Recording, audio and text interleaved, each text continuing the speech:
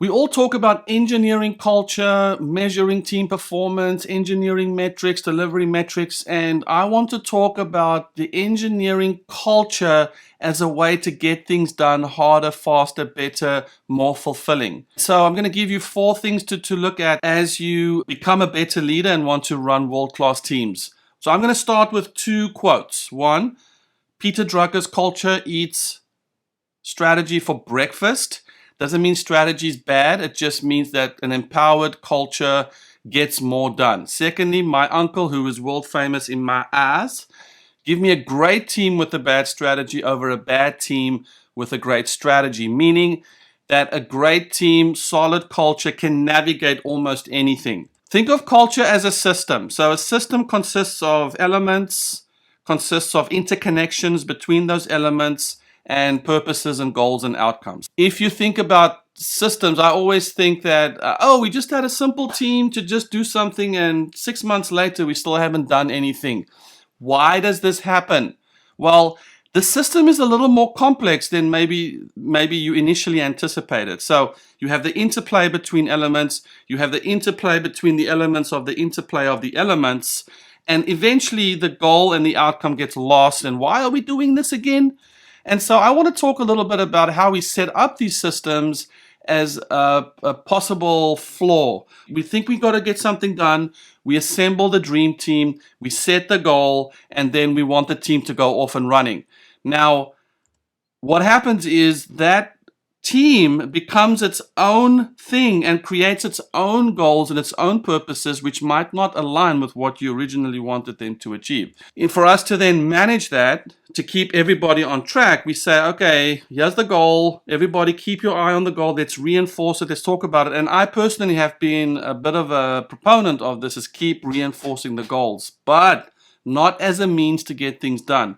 We do stand-ups, we do brainstorms, we're like, hey, everybody, we need to work on the weekends, meetings, one-on-ones, board management, Kanban, tickets, and all this in the hope that the team will keep marching forward. But what I want to just remind you of is that there is an interplay between the team, and that interplay might be working against the actual development process. Simple example is someone is stuck on something and they're not asking questions. They don't feel safe.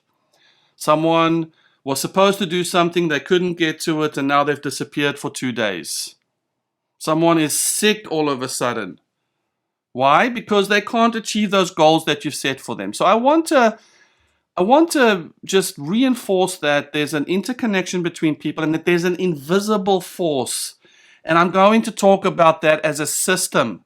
So that invisible force creates its own goals and purposes. So I like to think about systems as a rectangle. The 4 corners are the elements, people, process, whatever's involved in this system. And the interconnection, the interplay between those elements. And then keep in mind that that becomes, the system sets its purpose.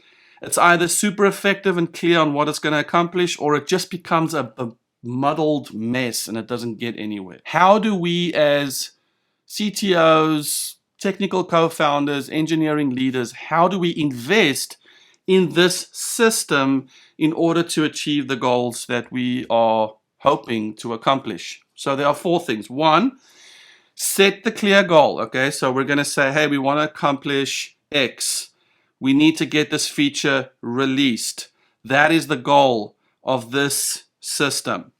Secondly, we set the rules of engagement. So we want to make sure that everybody in the system understands the rules of how to engage in the system. We submit pull requests this way. We code review that way. We update our status in Slack this way.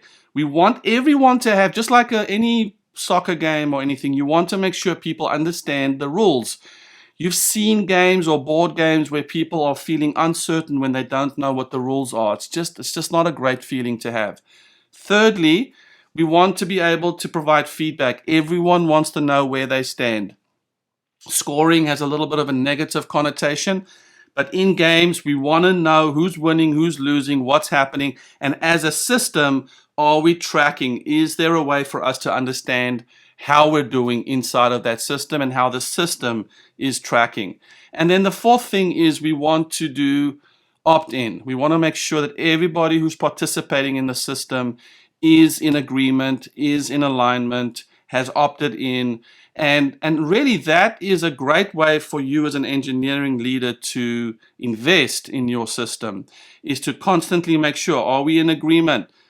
No, instead of the directive, instead of the command, you keep getting the yeses. I always ask for yeses. Are we in agreement? Can I get the thumbs up? You want someone to actively and verbally and show you that they're in. So hopefully as you invest in these four aspects, your system will be healthy, your system's purpose will align with your goals, and you will get shizzle done. Shizzle. Shizzles dunses. I hope this helps you. Cheers.